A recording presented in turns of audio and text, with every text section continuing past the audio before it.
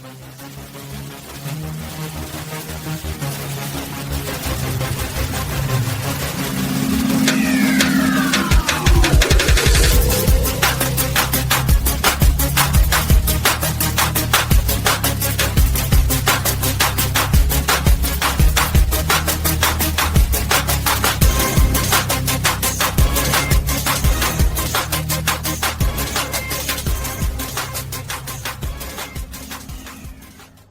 morning everyone, and welcome back to our channel. Today, still within the framework of a course on programming CNC lathes, which covers pretty much everything related to using a CNC lathe, we're going to look at the potential problems related to the turret of our lathe. As I've mentioned in the last few videos, being a good lathe operator isn't just about programming, it's also about managing certain types of problems. I've outlined the turret of our lathe, talking about a classic single spindle lathe with a tailstock viewed from the operator's perspective. So in front of us we have a turret with a chuck, which is the part that rotates, and attached to it is a drill, along with the gear assembly that is then connected to our cross slide. This is the view from the operator's perspective, and this is the turret, seen for example from the spindle nose, from our self-centering chuck. What can happen to a turret? A turret, like all parts of our lathe, is subject to, let's say in inverted commas, where, in any case, to lose its efficiency over the life of the machine tool. Its efficiency is fundamentally lost when the turret becomes significantly compromised. It's not that it just loses efficiency, it gets severely compromised. When the turret experiences issues that cause it to tilt in one direction or the other, or even worse, when the position of the chuck is no longer precise. So, we might have a cutting tool that works ineffectively and inefficiently if this is the axis of rotation.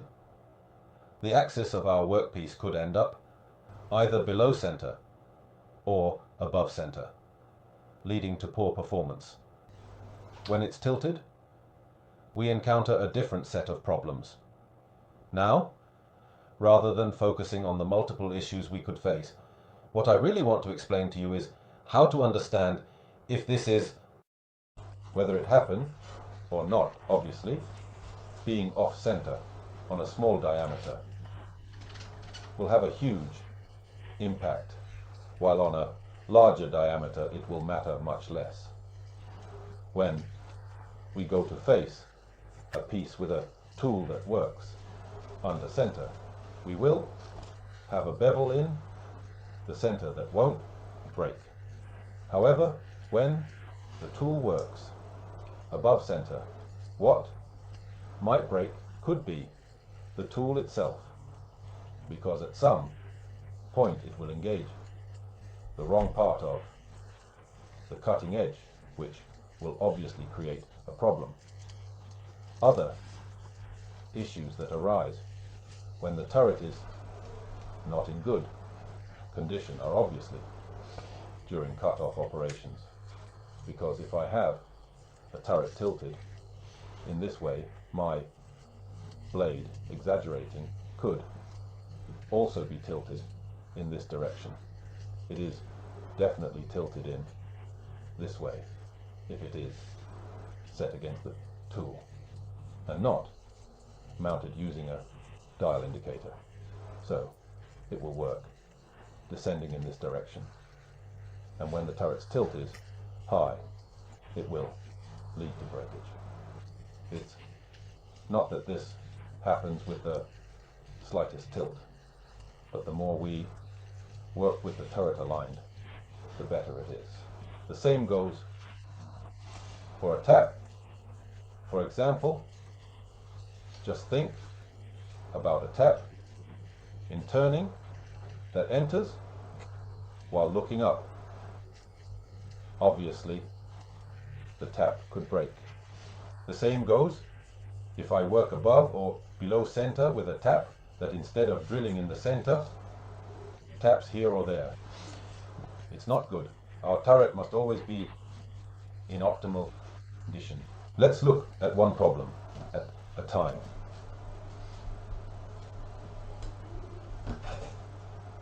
We've experienced some impacts which caused our turret to rotate a few degrees in this direction. So how do we check it? First of all, this is the best condition. We mount a tool holder, position it, and then we put in a drill that's at least 150 to 200 millimeters long. After that, 150, 200 millimeter place dial indicator, 152 millimeter set dial indicator.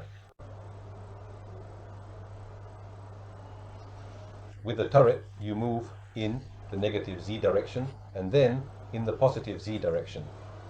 Let's say that over 100 minutes. I don't like having an error. Greater than 2, 3. Hundredths for every 100 minutes. Obviously, closer we are to 0, the better.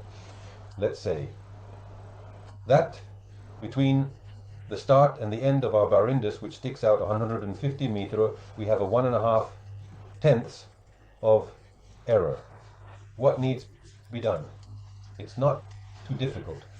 Most turrets are secured to the cross carriage with 4 bolts and usually a pin. So what needs to be done? The answer is to work in a big company I call support and have it fixed. Very well. Always make sure, one way or another, to work with the machines in order. What will support do? He will loosen these 4 nuts. He won't take them out, just loosen them. Then he will manually align it. Remove any centering pin and probably have to replace it, because if the turret is bent, the pin is likely bent too.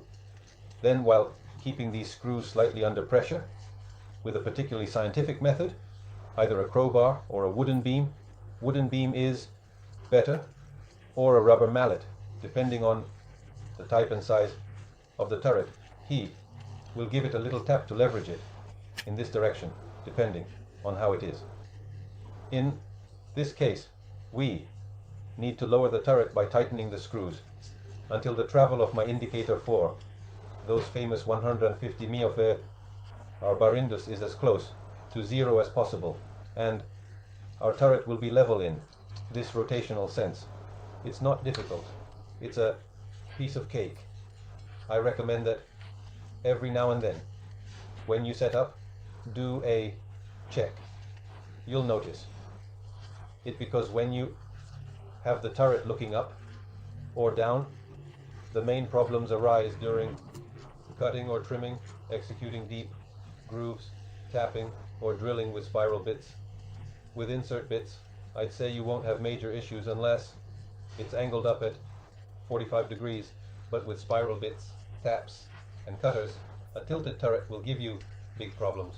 With insert bits, I'd say you won't have major issues unless it's angled up at 45 degrees. But with spiral bits, taps, and cutters, a tilted turret will give you big problems.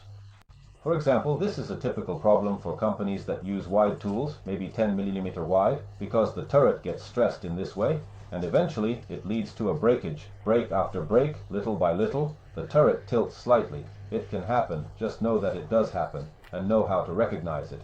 A dial gauge on a pin can help. Another issue we might have is this. This is the lower part of our turret. This is the tool holder. This is my drill hole, and this is my self-centering. If the turret is slightly tilted one way or the other when I go to mount a tap, especially if this is the hole to be tapped, it will be in this position. Obviously, over time, if my misalignment is too high, I will have a breakage. How do you check if the turret or the plate is out of alignment? I'd say it's pretty simple. You take a tap, a pin, or a collet holder that you trust. Let's say we took a tap that's reasonably sized, or a pin works just fine. A 40 millimeters pin. We put it in our tool holder and set it to X0. This is my empty self-centering. Remember, I'm at X0. I place a magnetic dial gauge on the base of my self-centering, and I'll put the gauge on my pin. Then I'll rotate my gauge in this direction, so let's look at it from this point. For instance, when companies, especially those in the manufacturing sector, utilize tools that are quite wide, such as those that measure approximately 10 mm in width, they often encounter a common issue. This issue arises because the turret, which is a crucial component in the machinery, experiences stress in this particular manner. Over time, this stress accumulates and eventually results in a breakage. This breakage doesn't happen all at once, but rather occurs incrementally, break after break, little by little. The turret begins to tilt slightly. It's important to understand that this can indeed happen, and it's crucial to be aware of it and know how to recognize the signs. One effective way to monitor this is by using a dial gauge on a pin. Another potential issue we might face is related to the lower part of our turret. This part includes the tool holder, the drill hole, and the self-centering mechanism. If the turret is slightly tilted in one direction or the other, it can cause problems when mounting a tap. This is especially true if the hole that needs to be tapped is not aligned properly. Over time, if the misalignment becomes too severe, it can lead to a breakage. To check if the turret or the plate is out of alignment, the process is relatively straightforward. You can use a tap, a pin, or a collet holder that you have confidence in. For example, you might choose a tap that is reasonably sized, or a pin that is about 40 mm in length. You place it in the tool holder and set it to X0. This represents the empty self-centering position. It's important to remember that you're at X0.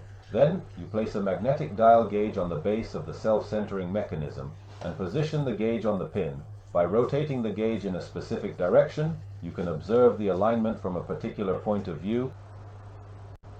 This is my dial indicator, and I'm going to rotate it precisely a full 360 degrees. So, if the error is along the X-axis, we simply have a problem that can be managed parametrically by calling the manufacturer via software and bringing back into alignment the center of our drill bit right back to where it's supposed to be, at dead center of our piece's rotation point, or when I mount my taps on there correctly as well as securely in place without any issues whatsoever arising from misalignment errors occurring during setup. Procedures themselves, I will also zero out X completely, even though I really don't want to do so unless absolutely necessary, especially considering how lazy one might feel sometimes about contacting technical support services for assistance. Instead, the real problem arises whenever we've got either tap pins off center relative towards hypothetical Y axis, which lathes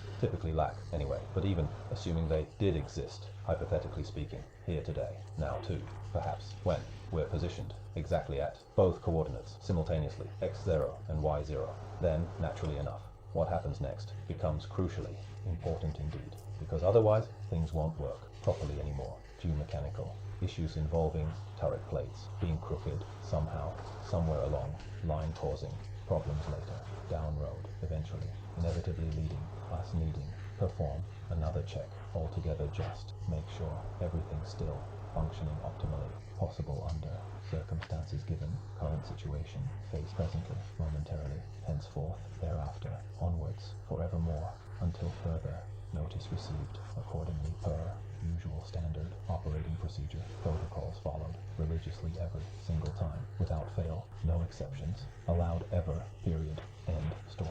Well, with a car in these conditions, you will have a lot of problems. Both this test and that test need to show a positioning error with respect to that famous hypothetical Y, in this case, of a couple of hundredths, and from top to bottom, also a couple of hundredths for every 100 millimeter, not more. Our machine is not in good shape, and it needs to be fixed. So, to fix it, as always, if we work in a big company, we call support and get it sorted out. Otherwise, I'll have a huge wear on tools, drills, and taps. We don't work in a big company. So what do? A concept that's pretty much similar.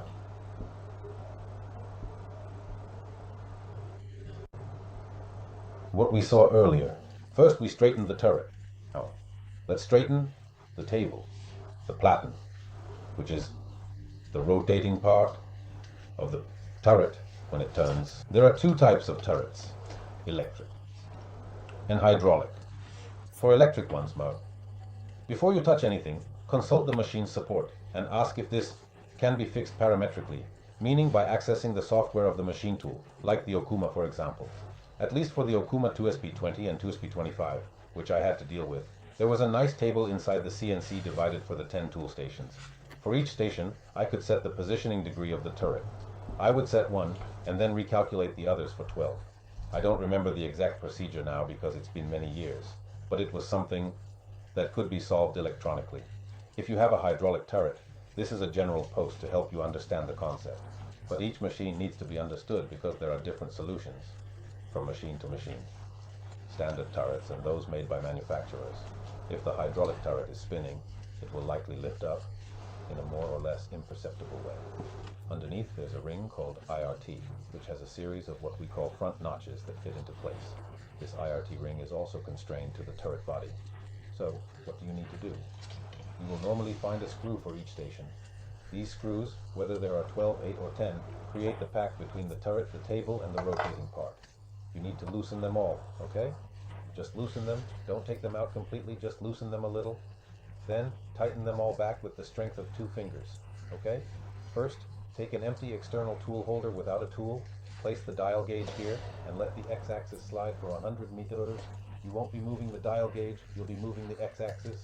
You will find a certain error at this point. What do you have to do? You will, normally, find a screw for each station. These screws, whether there are 12, 8, or 10, create the pack between the turret, the table, and the rotating part. You need to loosen them all, okay? Just loosen them. Don't take them out completely. Just loosen them a little. Then tighten them all back with the strength of 2 fingers. Okay? First, take an empty external tool holder without a tool. Place the dial gauge here and let the x-axis slide for 100 meters. You won't be moving the dial gauge. You'll be moving the x-axis. You will find a certain error at this point. You either tap here or there with a bit of gentleness, or at the limit, you can replace 2 of these fingers with 2 very long ones, and you slide a lever in between to slightly bend the turret, the plate, not the turret, until the error between here and there is around 100.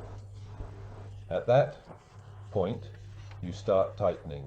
As you close and you tighten the screws, crosswise, starwise, as you tighten the screws, you recheck the margin of error. Verify the pin. No error should exist. If upright turret has y-axis error, adjust torque. Torque, a sliding material between guide and bed, can wear out. If worn, turret is pushed by lardons to carry. If you have the turret upright, and there's an error with the y-axis, you might as well pull your hair out, because you need to redo the torque of the lathe. The torque is a material that I would say it's wrong to call plastic, but it's a sliding material that exists between the carriage guide and the bed, which can wear out over many years.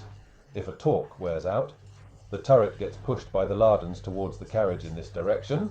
So if with this setup you still have an error on the pin mounted on the tool holder, you need to check either the lardons or the torque. If a torque wears out, the turret gets pushed by the lardons towards the carriage in this direction.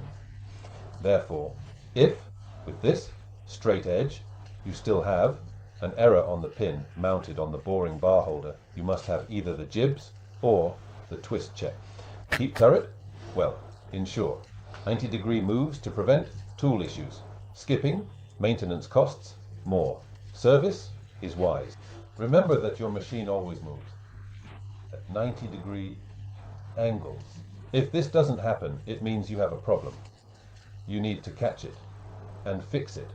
Otherwise, you'll end up with undercut tools, overcut tools, taps working off axis, drill bits working off axis, and cutters working at an angle. This leads to extremely high tool consumption, so the 2 hours of maintenance you don't dedicate to your machine won't save you money, but will instead become a huge expense in wear materials, meaning inserts, that you'll be stuck with until the day you decide to intervene. And even if you can't do it yourself, I assure you it's worth it to pay for the service. The mortars can charge 100 to 150 euros an hour, but we need to fix this problem. Otherwise, it'll be a bloodbath. Well, I hope this type of tutorial interests you too. If someone is wondering why I only covered the 2-axis and not the C-axis, it's because I believe these issues should be tackled before moving on to advanced programming, which isn't really that advanced anyway. I think that today, programming the C-axis should be managed more without ISO programming, but with the help of conversational programming or CAD/CAM.